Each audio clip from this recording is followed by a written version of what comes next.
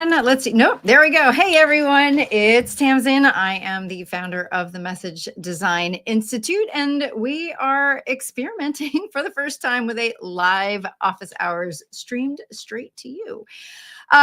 So first of all, if you're new here, or if you're new to me, this is an open space for message design. What's message design? I define it as the strategic development of communications designed to inspire internally motivated action. Basically, a fancy way of saying, how do we create communications that drive internally motivated change? If you are here for the first time, I would love to know that you are. So pop into the comments where you're coming from, etc. Also, if you've got a specific message design question, something that isn't working, something you'd like some hints on, also pop that into the comments. I am here, but I also have my absolute right hand, Jen Hines, in the background, who is keeping an eye on everything as well. So where I would love to start today, as folks are kind of coming in, is starting with a quick warm-up of sorts, and starting where all great messages, based on my work at least, and where all great messages start, with something that your audience already wants. Now, the reason why this is important is because the whole philosophy of my work and what we do here at the Message Design Institute is based on two key principles.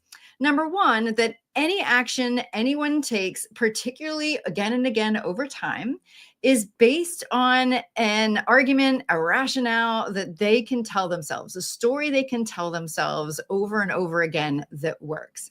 Another way to think about that is every decision has a story, or as I said in my most recent book, every action ends an internal argument. So that's principle number one. Principle number two behind all of our work here is that the actions we agree with, so if we're trying to get people to buy in or sustain an action, the actions that make the most sense to us, that are the most comfortable stories that we have to tell, are based on the beliefs and the stories that we already have and the stories we already tell. So the philosophy here is that we combine this idea of that internal story with beliefs that people already have. Most important of which is that they are already looking for something. So most messages start with a key question, a core question, something that they're looking for already. And one of the ways that this kind of splits from a lot of traditional approaches to message design is that this is not, I don't like to frame it as a problem per se. And why not? Because problems, crafted as somebody's got a problem, two things. Number one, oftentimes we slide into assuming people have a problem that we're actually not sure that they have. Number two, we presume we know what their problem is more than or better than they do. And I counter that with a third point, which is to anybody who is actively trying to answer a question, that open question, that unanswered question is problem enough. So hello, Jeanette. Thanks for joining. And hello, Jessica. Oh, hey, from the What Alliance. Lovely to see you here. So the way that this worked going forward and the way that it's worked when we've done it privately as well is if you've got a message design question, let's say you've got something that you've been struggling with in one domain of yours or another, I'm here to answer that question. So we can bring you up on stage if you want to join. We can have a comment kind of chat back and forth in the comments either way. So if you've got a specific question or for a specific situation, we can go there. Oh, thanks, Jen, for pointing out that if you've got a question, let me know. So let's go back to this idea in the meantime about this core question. One of the ways that I like to define it is that it is an kind of persistent irritant that your ideal audience is currently trying to answer. So just to give some examples from recent clients, I've worked on messages recently that have covered everything from how do I get more energy to one I was working on just earlier this week, which is how can we do customer experience right? all sorts of different things from different ideas. But ultimately, it's about what is the question that your ideal audience actively and knowingly has, that you and your work exists to answer. So if you've got any questions about that, happy to answer it.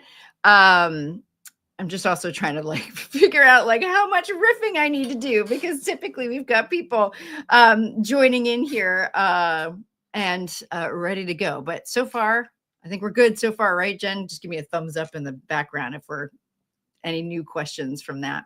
Okay. Oh, Sharon, hey. Sharon's struggling with her elevator pitch. Okay, great. I'm happy to. I do have a framework that I like to do.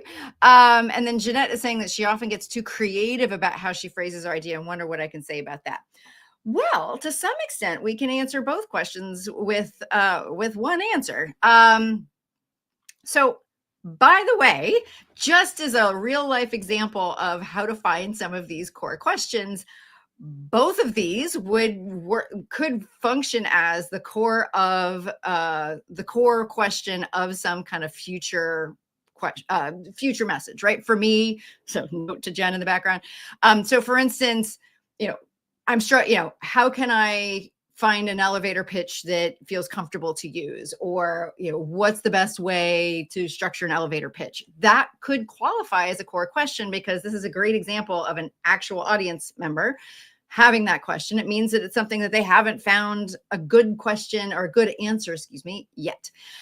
Jeanette, also this idea of typically, when people have a question like that, there is, and you can tell with Jeanette, she's got this recognition already that maybe she's talking about her idea in a way that her audience isn't quite getting it. So we could use her language exactly, we could reframe it. But ultimately, to both of you, both of these questions are why I developed my models in the first place. While you'll sometimes see evidence of it, more often than I would love to admit, I often actually struggle with what to say and how to say it. And it was certainly a lifelong struggle for me. It's part of why I've developed the frameworks that I have, because for whatever reason, unless it's a topic I know really well, when someone asks me a question out of the blue, tend to freeze. And in that moment, tend not to answer in ways that are clear or understandable to other people. So at the same time, I don't love scripts. I don't love having a memorized way that I say things. Because for me, how I'm wired, that actually just adds more stress for me. But B, I was reading this wonderful book recently called The Ancient Art of Thinking for Yourself. And one of the things about that they were talking about was actually this idea of our perception of truth. And there's something that we can detect as humans when someone is using words that aren't actually coming into their mind in that moment. And it gets in the way of people's belief that you're speaking the truth. It gets in the way of trust. Okay. All of this it comes down to very, very big run up. There's me illustrating my issue right there. With the corest of the core frameworks, I think can help people really help each of you clarify your idea so that it's in language other people understand, and B, gives you an initial framework for always thinking about how to do this. So, Sharon, I'm going to start with your question, or with the elevator pitch piece. Because where I think the most important thing to give people right away when someone says, so what's your big idea? What do you hear all about? Is to provide them with something I call a core claim. And this goes beyond just stating something like, I've got the best X or Y, and expands it to say that the most effective way to begin, not just an elevator pitch, but in my view, any kind of conversational presentation, particularly where stakes are on the line, is with an if-then statement. Meaning it's not just your answer, but it's also the question that it answers. So for instance, if someone says to me, hey, Tamsen, what's your big idea? I would say, well, my big idea is about helping people build buy-in. So that's the if, that's what they want. If you want to build buy-in, my idea is all about helping people build buy-in by helping them build the stories people will tell themselves about their idea.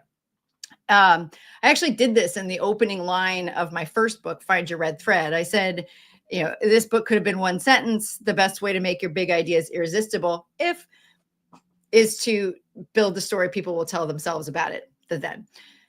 And then from there, the next quickest way and the next most effective way to keep in a very tight elevator pitch is to give a quick explanation of why. And in fact, I did that at the top of today. So I would say, I believe the best way to make your big ideas irresistible is to build the stories people will tell themselves about it. Because, so now we have an I, T, an if, then, and a B, because every decision has a story. That's why the stories are there, right? And the stories that we live day in and day out, the stories we agree with are based on beliefs we already have. So that's why, to make an idea irresistible, we build a story based on what people already believe, which becomes a story they'll tell themselves. So for me, that framework, the ITBA, the ITBA, as I've been calling it, is a great way to mentally frame what it is that you are doing and why. If you want help doing that, you can find that on, Jen, I'm going to ask you to pop up that link or throw it in the chat. You can find that on our kind of store on Message Design Institute. That's a free worksheet that I give out for people on how to build that compact case, if, then, because, and. But that's a great place to start.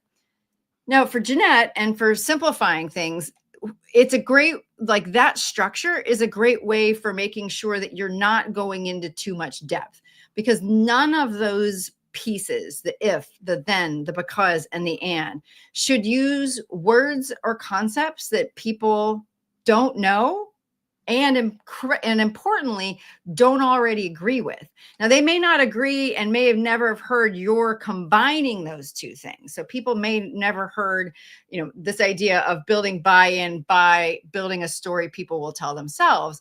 But individually, the idea of every decision having a story and the stories we agree with being based on beliefs we already have, each of those things separately generally is something that people will agree with. And if they don't, they're probably not my ideal client. So that's kind of an overview place that I will start. And I'm going to back up and see what some other questions have come in. So if you need more, let me know in the chat and we'll go there. So, Jeanette, someone told you the other day that you sounded like a service provider, not a thought leader. And so I'm reshaping my, we're going to bring you up stage, Jeanette. Fabulous. All right, Jeanette, you ready? All right, here she is. Hello. Hello, I'm ready. Yay. All right. So tell me more. It looks like someone said that you sounded like a service provider, not a thought leader. Yes, and it actually was a good message because it made me realize that I focus so much on the tools and the frameworks that I share to create the change that I'm trying, to help people create. Because I always have been sort of trying to be specific about how I help. Not just saying, wait, this is what good looks like. Yeah. And there's part of my own sort of sense of like, not just telling people, do this, but also actually helping them. So I understand is my inner conflict around how I show up in the world versus how I actually serve the audience with what they need to hear. And this is an interesting little conflict. Yeah. So I would say, for me, one of the keys to keep in mind is something that psychologists and cognitive scientists call cognitive load, meaning what is it that someone can understand quickly? And that's where going too quickly into terminology, frameworks, steps, things that people don't understand can get in your way super fast. The reason for that are kind of multifold. Number one, if somebody doesn't understand something, there's this really interesting research on curiosity that shows that it's an upside down U curve. And I loved when I found this because it helped me, and it validated something that I thought I had seen, which was that contrary to a lot of what marketers or advertisers would have you believe, that when something doesn't make sense, we don't pursue it. We don't actually say, I wonder what this means, and let me go explore it more. No. If we don't understand what it is, what this research shows is that we are actually inclined to be negatively curious about it, meaning it actually repels people from it.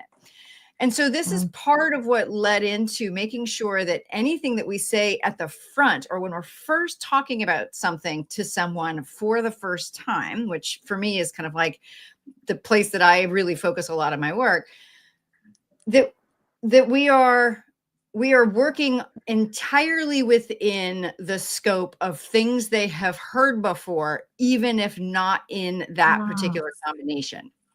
Okay. It's one of the reasons why that core question is so important, and particularly for it to be phrased in language they understand, because they're already looking for that. So they are already curious about that, right? So they're already curious about, how do I make my idea clearer? They're already curious about, how do I sound more like a thought leader than a service provider? And so by just essentially framing the what I'm talking about, either in a question somebody's already given me, just straight up, and say, okay, let's work from that. Or in figuring out, as you look at all your work, Jeanette, what are the common questions that it seems to align with. That can be a great place to start, because we're just, even from the beginning, we're starting at a place that they recognize. So I'll pause there. Does that, like, thoughts, questions? Yeah, what really pops up for me when you're saying this is this: actually we have an idea, right? And we think it's so good, but we actually need to work backwards from that idea. Yes. So yeah, and I talk about this a little bit in Find Your Red Thread, where one of the big concepts there, one of the two key principles of that book, was that ideas are built, not found. And what I meant by that is that, over time, through trial and error, from us doing the same process of asking a question, testing this, testing that, thinking this works, that doesn't work, refining, eventually we land on the way we do things. And sometimes that recognition of the thing that will work, or this kind of final idea that seems to click in as the thing to do or the thing to focus on, feels like we've just found it. But in fact, it is the result of this very long process of searching, building, trying, theorizing, experimenting, etc. And so, in order to make this big, beautiful, nuanced, complex, gorgeous idea make sense to people, we kind of have to turn back the clock a little bit and go all the way back to some extent, what was the question you were asking? A lot of times is, what was the question you were asking way back? Now, sometimes that's not easy. That's, there's something called the curse of knowledge, which is that it's sometimes very difficult, if not impossible, to, like, remember what it was like not to know something.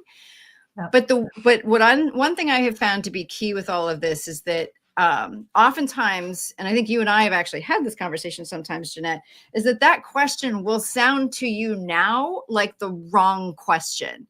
Sometimes that's the way to find it, right? So, and there's, what I have seen over and over again is, there's a point of where, if the idea is important enough to us, if we believe enough in it, part of us, I have found that I personally have had to let go a little bit about how people talk about it. Because as long as as long as people come to the right place with it at the end of it, and it answers the question they're looking for, who am I to say how they decided to frame it? Like, if it's working for them, I'm going to let that go. So I think that's a kind of a key piece right there. Right. And yeah, I want to answer Tiziana's question real quick. Don't go anywhere, Jeanette, because I want to finish on this thought leader piece. I'm right here. But Tiziana was like, wait, curiosity is an upside down curve.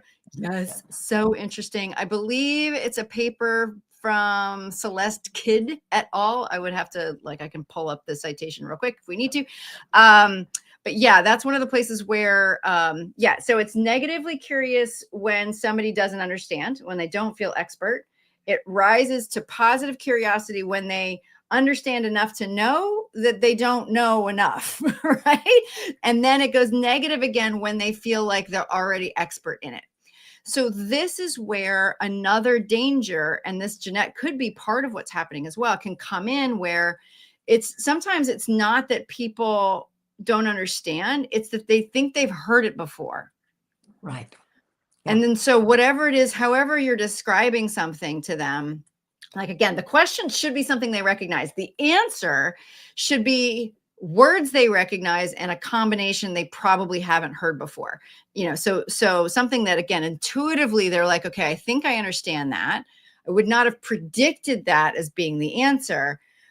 But again, and I'm not saying that all my all my messages are end all be all, but when I say to someone, build the story, someone will tell themselves about your idea. Again, people intuitively start to understand what that means, and they start to understand why that would make sense for building buy-in, right? And so that's part of what we're trying to do, is to make sure that on the other side of the curve, we're not landing on things that sound like they've been done before, right? Or depending on the sophistication of your audience, sounds like an idea somebody's already heard. I as a TEDx, executive producer and then idea strategist, I hear that a lot, where somebody will come in and will talk about it as if this was the first time somebody's talked about this. And it doesn't reduce how important an idea is to that person. But if it's not different to somebody, if somebody doesn't immediately detect that it's different, then they'll turn back off. So Jeanette, I think that to some extent that's where diving right into the framework can also get us into trouble when we're going there, because it's people cannot quickly understand, is this something I've heard before or not? They're just like, you're giving me a bunch of steps. I don't know what it is, right? And I think that that's part of the work of it. So, I mean, as you know, when we're working with clients, we start with that question. What is it they're trying to ask? And really, it's really hard to go any further with a message without having some fairly workable idea of what question you want that to be.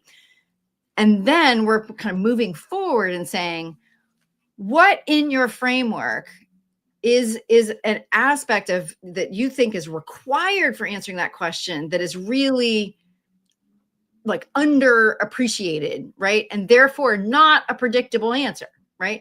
And then you do that again, and then you combine those two things to go, so that's really interesting. In order to achieve this thing, we need to do these two things together that I haven't thought about before. Yeah. So, what's so interesting for me is how you're looking at it, because there's so many options, but you're actually always finding a way to hone into the most foundational one. And that, I think, 100%. is the beauty of this, the way you work with it. But thank you.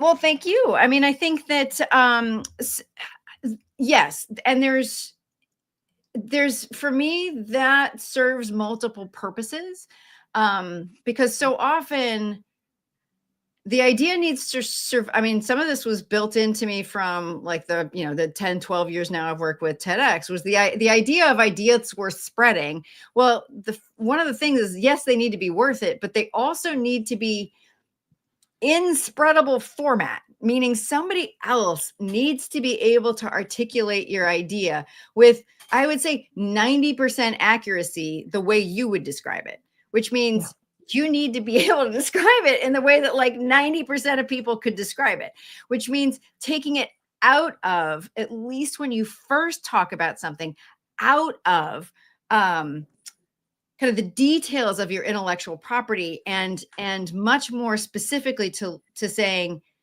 we are focused on these aspects together. We're focused on, proximity, how close you are to something, and purity. That's one of the ones that I worked with, an ore mining company. That those were the two, they're really saying, we are trying to give you the purest source of this ore as close to you as possible. Like that is the core of their work and their idea. So that's what we're trying to figure out. So any other questions on that front, Jeanette? No, I think I'm good. Let others come in and work with it. Yes. Super. Thanks, Jeanette. All right. Yay. So yeah, I mean, I think that this is one of those things where when it comes to how to do this and kind of the more specifics, this is one of the things that I do in the monthly message design fundamentals, where I go in and explain this kind of core case idea a little bit more. But it really, just to repeat, because this is at the forgive the language, but it's at the core of all my work, is this idea of this core case, this core rationale. And actually, Jen might appreciate this. It's not one of the videos I recorded, but it's outlined for the future. I got on this, I was thinking about this idea of why do stories fall short, and why do I get annoyed at how reliant sometimes people are on storytelling as if it's the end all be all. Now, let me be clear. Storytelling is critically important. It is, in fact, how we understand the world. It's how we can create emotional connection. It's how we entertain. So let me be super clear. I am not anti-story.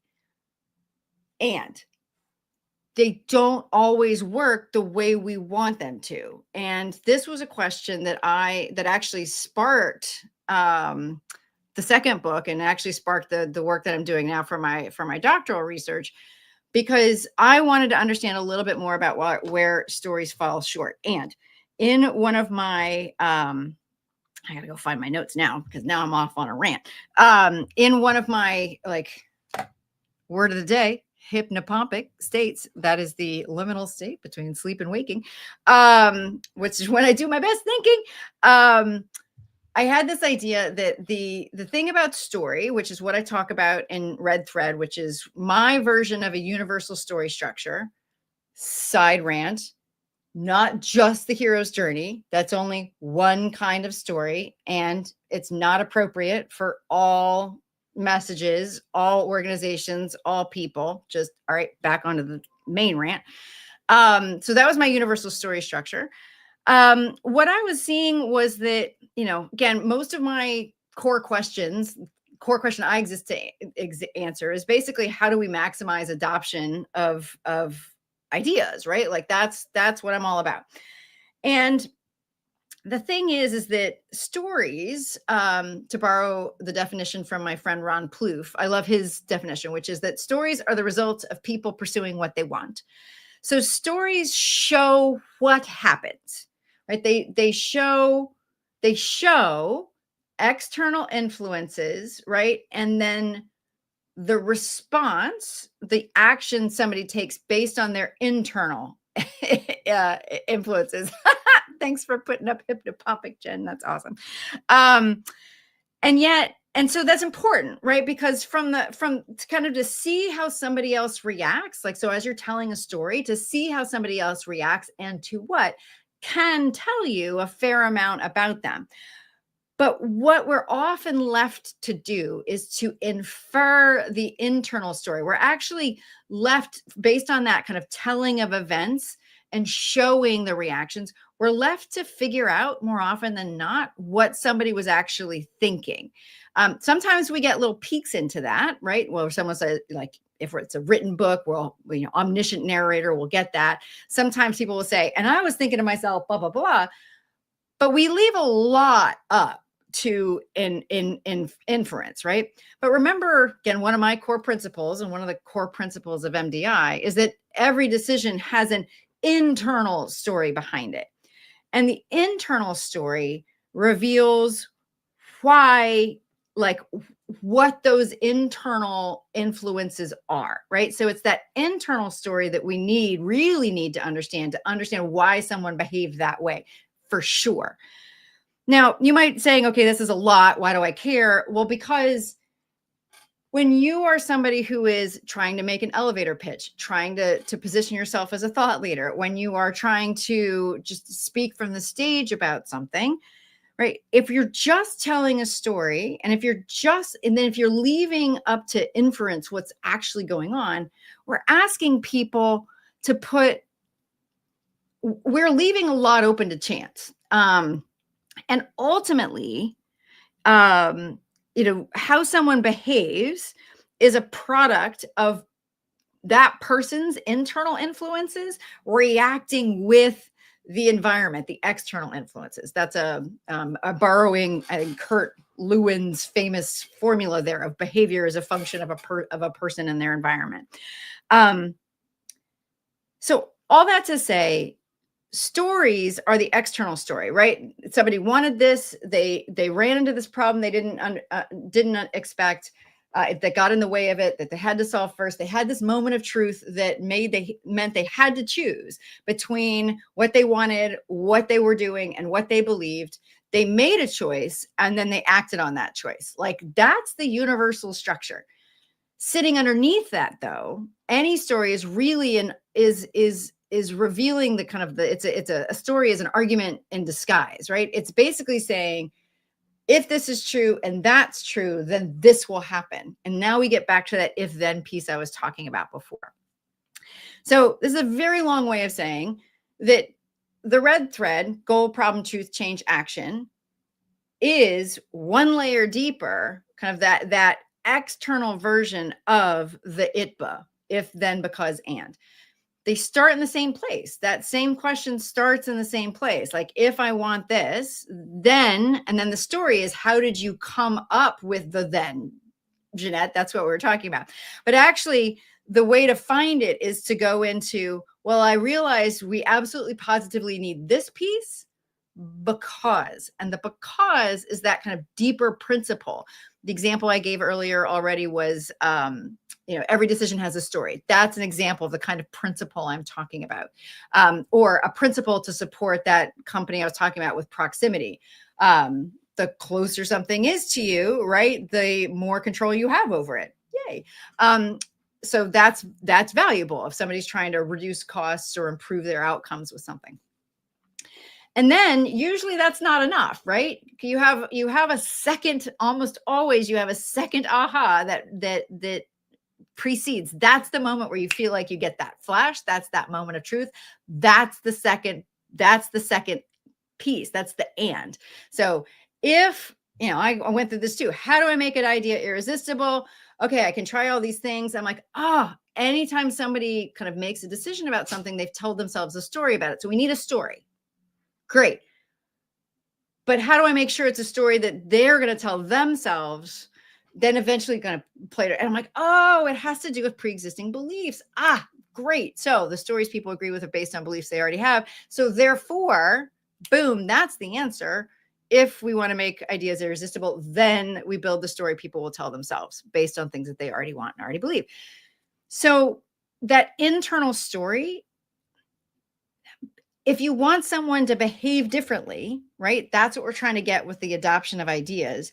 We need to give them that internal story that they can tell themselves about that behavior. We can wrap it in an external story, but we need to make sure that those internal story pieces are clear. Now, that was a lot. So if you've got questions about that, if that sparks any other thoughts for you, I've just lost something off my desk, but you don't need to know about that. Any other questions? Because we've got about 10 more minutes left. So I'm also happy to shower you with other random Aristotelian words. Anagnorisis, that's a moment of truth. And doxa, those are those principles. I don't think hypnopompia came from him. But anyway, that's kind of one of the things I've been thinking about lately, or just this idea that ideas are interpretations and interpretations are individual. So my internal story is not by definition your internal story. And for me to assume that it is,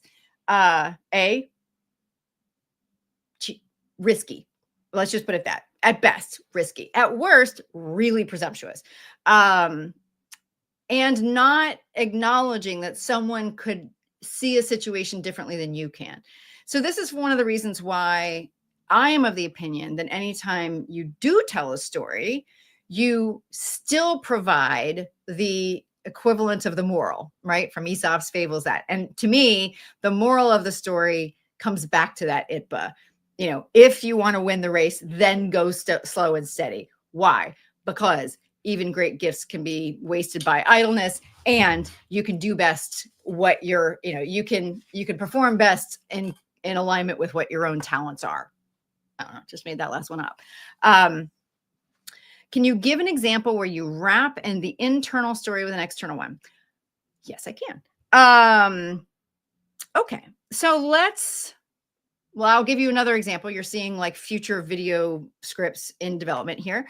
So I had this idea, and it started with, as sometimes ideas do, with identifying a problem. So back a few months ago, I was asked to speak at the National Speakers Association. And one of the things that I brought up as something that I see over and over again, in my career as a, brander, marketer, whatever, message designer, is that, as I described at the time, when there's a role model, business model mismatch, meaning that somebody holds up another individual organization as the thing they want, or the person they want to be like, and yet what they're looking at is oftentimes that way that person is respected, the kinds of things that person says, and they're not really looking at why that person structures their business that way, or why they do what they do, or why they've got that kind of esteem. Just a quick example, a friend of mine, I will get to that. I see that on Nikki's asking, how do we know what they already believe? Let me finish sharing question first. So what I would do when I'm structuring messages for myself, and when Jen says, Tamsen, it's time to record record videos. And then I went and did 2 of these without this, but I was like, okay, I know that the problem is sometimes that the role model and the business model or the mental model are not aligned. So I've identified that, but I need to back up now, kind of like Jeanette was talking about, and say, okay, that's the problem. What is the question that people are currently asking right now where that's getting in the way? And so I decided that shows up when people are legitimately trying to figure out what the best practice is for something. What's the, who's doing it? Who do they want to be like? They're trying to find somebody to model after. They're trying to figure out what's the best way for me to achieve X, or what's the best way for our company to do Y. And so that's the idea. Like, that's the if you want to do this. Then I was trying to figure out, I was like, okay, we've got this mismatch, and why is that a problem? Well, that's a problem. And this is the kind of the story version. That's a problem. Like, what we run into a problem when we focus more on the role model than on the mental model behind it. And now I figure out, I'm like, okay, well, why is that a problem? Because that's the thing we have to solve. Because it's mental models have to match too, right? Because it's in those kind of deeper justifications for why we behave a certain way, or why we've built our businesses a certain way, that are actually where alignment and long-term alignment can actually happen. Because we as humans operate according to an internal logic. If something doesn't make internal sense to you, you won't continue to do it. Is that enough? If I just understand somebody's mental model, do I understand the best way? No. We have to understand like what that theory is, and then we need to reverse engineer to why they're doing it that way. So basically, my argument here, kind of the initial kind of internal story, was, if you want to figure out the best way to do something, then reverse engineer to the mental model that must be behind the role model that you love, right? In other words, what's their situation for what organizations, what's the business model they're doing, what must be true. So for instance, if you see somebody who you love, who's giving keynote after keynote after keynote, but you have a consulting business, that person may not have a consulting business. And so the way that they're doing keynotes may not be the best model for you, because they only need to sell more keynotes, not consulting. And a keynote that's built to get more keynotes is kind of fundamentally different message-wise than a keynote that builds and directs towards consulting. That's a whole other topic. So the story then is to say, okay, if that's the question, then we start to build around it. But the cleanest example, which I probably should have started with, Sharon, is like any Aesop's fable, right? So we know the ultimate moral of the story, the core claim of the tortoise and the hare. If like slow and steady wins the race, you can reverse engineer that to the if then. The wins the race is the if, the then is slow and steady. If you want to win the race, then go slow and steady. Why? And then again, they're not the justifications for that, the B and the A, the because and the and are not explicit in that story necessarily. But we can kind of deduce them. I don't recommend that. I recommend making them very clear. I believe there's something like, you operate best, in alignment with your best self, right? Like, so turtle's good at being slow, hare's good at being fast. And then the second one which was actually a previous moral of that story, which was that even great gifts can be wasted by idleness. The story is how they tell it. Once upon a time, there was a cocky hare and there was a slow tortoise, and the hare, feeling really cocky, decided to put that one to the race. Now we've got a problem. Should the tortoise can't be a hare. So what is he going to do? And then you kind of build it out from there. I feel like I went way off the rails there, but this is the joy of being live. Okay. Also, woman of a certain age, super hot all of a sudden. So Nikki, you would ask, how do we know what they already want or believe? Okay. This is one of those places right towards the end of our time together today where I realize that my approach is very countercultural. Because it's not that we don't need to think about the audience. We just don't need to think about them as much as we think we do right at the beginning of our message. Here's what I mean. Number one, what they already want is going to be, there's ways to find this. You can ask ChatGPT around your topic what it sees as the 10 most common questions people have around your product, service, offering, the thing that you do. That's a great way. That's a lot more efficient than we used to do of having to like figure out the keywords and figure out what questions were there. Honestly, the predictive generative AI, because they kind of know what people ask, it's a great place to start. Tell me the 10 most common questions. Now, even then, I'm going to say there be dragons, potentially. There's still danger there if you're choosing a question you don't actually love. And this is something I work with a lot with my clients where the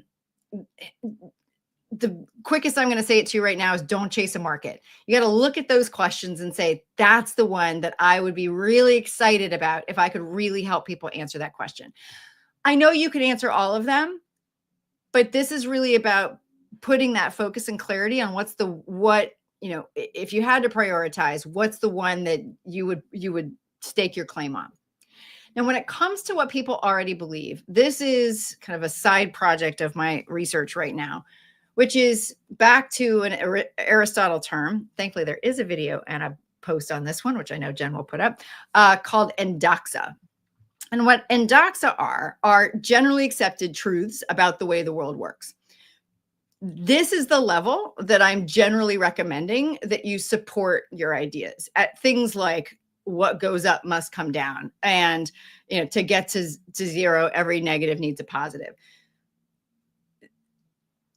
Honestly, you just need to get to as basic a level as, that even a skeptic would agree with you. That's the key.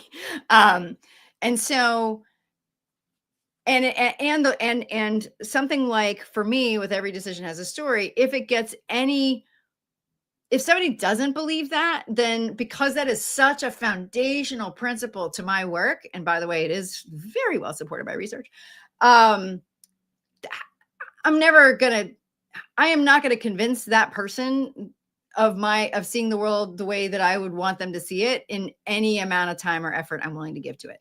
So what we're looking for very much are things that are commonly held to be true and actually are. So we're looking above what are known as primal beliefs. You can go to myprimals.com to learn more about those. Love that research. And below, kind of identity political beliefs. You're really looking at these people with science or math or engineering backgrounds, the kind of first principles of science and math, the axioms. That's what you're looking for. You're looking for things that people go, yeah, can't argue with that. Just quick examples of things that ones that I've come up with clients. Accountability is the ownership of outcomes. Partnership is the equal exchange of expertise. Success requires accountability at scale. You heard me say one earlier. The closer something is, the more control you have over it. Captured equals contained. We're looking for as commonly held something as you can get to. So hopefully that answers your question, Nikki. All right, we are closing out today. This was a bit of a tour of my brain in addition to everything else, but this is the first, so we'll get a little bit more, fancy about it later. If you've got future things, this is definitely the kind of place where, in response to this or on the various socials, if you've got questions, let me know, and then I can come in and future versions of this with some, hey, Jeanette asked X, Y, or Z, and make sure that we answer your questions for you. So thank you, everyone, for joining the first official live message design office hours. Looking forward to seeing you again here soon. Bye.